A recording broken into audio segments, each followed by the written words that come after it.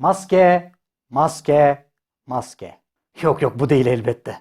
Virüs ile aramızdaki ince duvar. Kullanmayanın toplumdan dışlandığı, hor görüldüğü, ceza yediği ve hatta şiddete maruz kaldığı bir dönemden geçiyoruz. Maskenin sizi koruduğunu düşünüyorsunuz değil mi?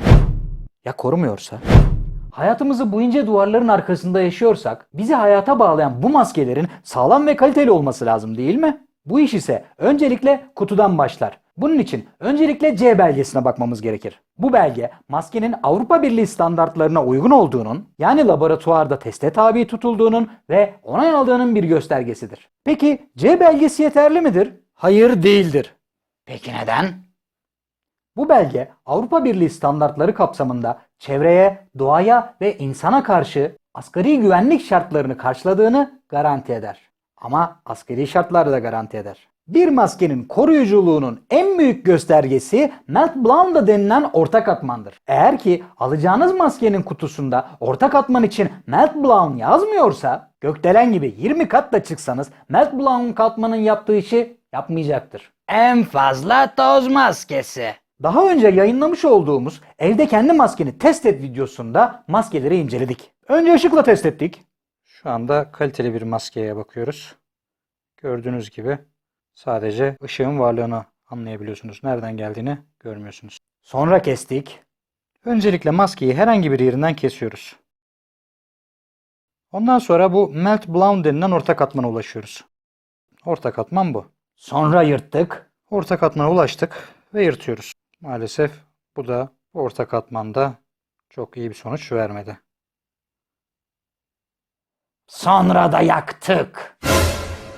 3 numaralı maskemizin orta katmanı.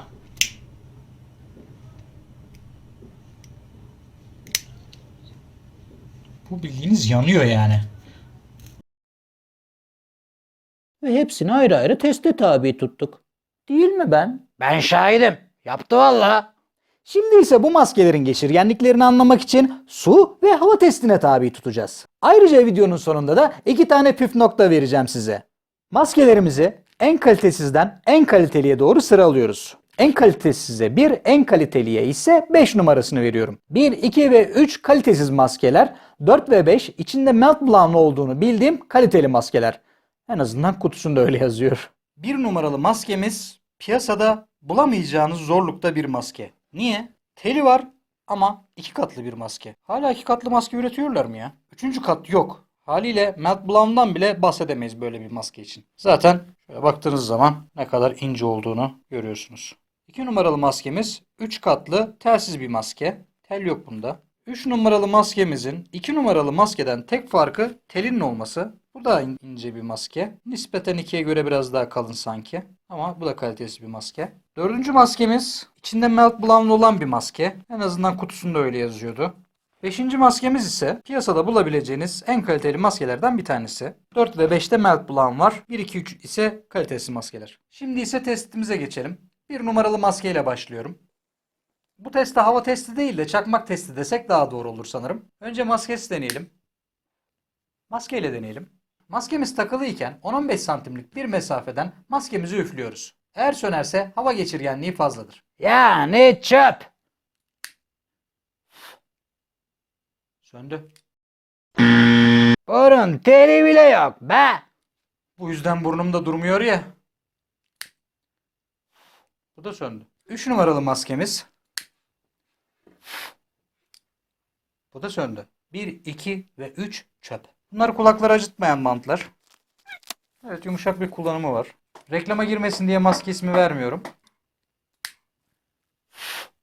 Kıpırdamadı bile. Maalesef başaramadım. Anca böyle. Bence maske 4 testten geçti. Şimdi 5. maskemiz var sırada.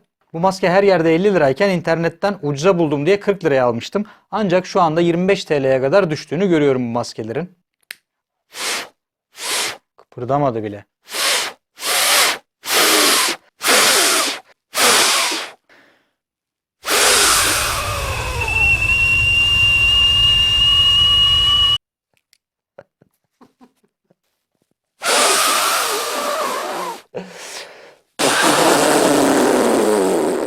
Maalesef söndürmeyi başaramadık. Diğer testimiz ise su testi. Maskelerin içine belli miktarda su koyacağız. En az 2-3 saat bu suların akmaması gerekir. Garanti olsun diye ben 3 saat bekletiyorum. Hepsini eşit şekilde asmak için anahtar askılığından yardım alıyorum. Bakalım ne ile karşılaşacağız.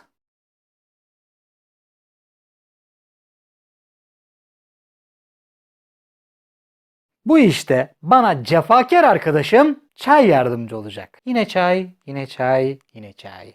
Küçük bir şırınga yardımıyla maskelere rengi belli olsun diye çay koyacağım. İlk maskemiz hemen su koyuverdi. Zaten 2 katlı olduğu için fazla bir şey beklemiyorduk. İkinci maskemize de 5 cc çay koyuyoruz. Şimdi üçüncüye. Dördüncü maskeye geçtik. Dördüncü maskemizin deposunu da doldurduk. Şimdi son maskemiz olan 5 numaraya da çay içirdikten sonra bütün maskelerimize 5 cc çay koyduk. İlk maske çayı koyduğumuz andan itibaren çay koymaya başladı. Diğer maskelerimizi de 3 saat bekleteceğim. Ondan sonra tekrar kontrol edeceğiz. 3 saat sonra maskelerin görünümleri bu şekilde. Kalan 4 maskenin de çay akıtmadığını gördüğüm için çay miktarını maskenin aldığı kadar arttırdım. Ancak ikinci ve üçüncü maskeler ince maske olduğu için hemen yamularak dökülmeye başladı. Olsun. Kalan çaylar bizimdir. Devam edelim. 4 ve 5 sağlam durduğu için daha fazla çay aldı. Toplamda 8 saat geçtikten sonra hiçbir maskenin çay akıtmadığını gördüm. Yani 2 katmanla birinci maske hariç diğer bütün maskeler testten geçti. Ancak beklentim 2 ve 3'ün çay damlatmasıydı. Her ne kadar 2 ve 3. maskeler kalitesiz olsa da bu testten anlıyoruz ki en kötü maskeyi takmak bile hiç takmamaktan daha iyidir. Ama bir hariç. Şimdi ise bahsettiğimiz püf noktalarına bakalım. İp kontrolü. Bu şekilde maske ipinde dikiş görüyorsanız bilin ki sizden önce o maskeye birileri dokunmuş demektir. Ben parmaklanmış maske kullanmam arkadaş. Dikildikten sonra dezenfekte ediliyordur belki ama işi sağlam almakta fayda var. Olması gereken ise ultrasonik dikişsiz tasarımdır. Yani el değmeden otomatik olarak makinelerde üretilen maskedir. Kutu üstünde bu ibareyi görürsünüz zaten. Kutu üzerinde barkod olmayan maske gördüm ya. Madem el değmeden dedik, maskeyi ilk açan siz olun. Bu da bonus olsun. Bunun için maske kutusunun şeffaf jelatinle kaplanmış olması, hadi o da yoksa en azından içindeki maskelerin plastik poşet içinde olması gerekir. Sonuç olarak maskeniz ne kadar güvenli olursa olsun mesafeye ve hijyene önem göstermediğiniz takdirde bir işe yaramayacaktır. Per il coronavirus. Bu videoyu izlemeye gerek duymayacağınız günler diliyorum. Sağlıkla kalın. Bir sonraki videoda görüşmek üzere. Hoşça kalın.